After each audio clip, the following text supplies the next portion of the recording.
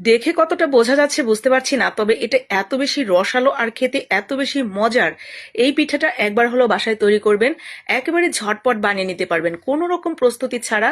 যখন খেতে ইচ্ছে করবে, যদি ঘরে থাকে এই উপকরণগুলো।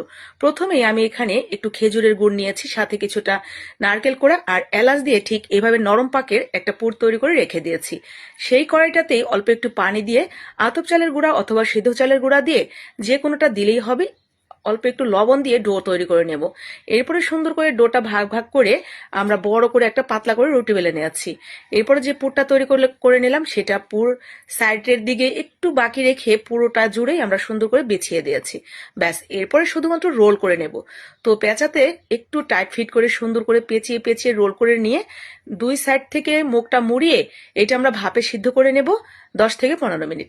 ব্যাস, এরপরে আপনার পছন্দ মতো শেপ দিয়ে কেটে নেবেন, তাহলেই হয়ে যাবে। এত বেশি রসালো আর এত মজার এটা খেতে, জাস্ট একবার খেলেই ফিদা হয়ে যাবেন।